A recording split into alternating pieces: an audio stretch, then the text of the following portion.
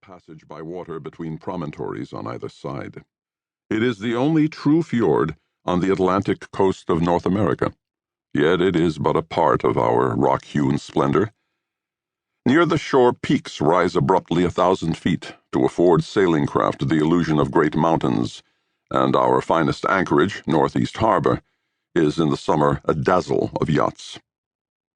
Perhaps it is the nearness of our mountains to the sea, but silences are massive here, and summers have an allure not simple to describe. For one thing, we are not an island to attract people who follow the sun. We have almost no sand beach.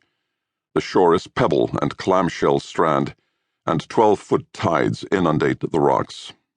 Washed by incoming waves are barnacles and periwinkles, rockweed mussels, Irish moss, red seaweed, dulse.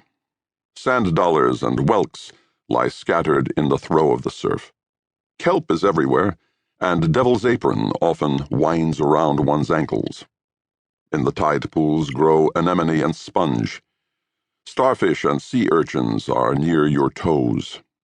One walks with care over sharp stones, and the water is so cold that swimmers who did not spend childhood vacations in this icy sea can hardly bear it. I have lolled in the wild green above the reefs of the Caribbean and sailed over purple deeps in the Mediterranean. I have seen the inimitable mist of hot summer on the Chesapeake when all hues blend between the sky and the bay. I even like slate-brown rivers that rush through canyons in the west. But I love the piercing blue of Frenchman's Bay and Blue Hill Bay, and the bottomless blue of the eastern and western way surrounding Mount Desert. Indeed, one's affection for the island even shares the local accent. As decreed by the natives, one spells it Mount Desert, but the pronunciation is Mount Desert. The view is as fine as sugar frosting to a New Englander's eyes. I speak in hyperbole, but then who cannot on recalling such summer beauties as the astonishing color of our rocks at water's edge? They are apricot, then lavender, and pale green. Yet in late afternoon they become purple over the whole. A dark royal violet is the color of the twilight shore seen from the sea. That is our island in August.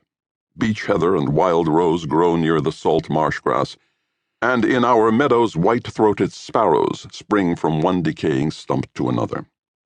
The old hayfields smell of redtop and timothy, and wild flowers bloom.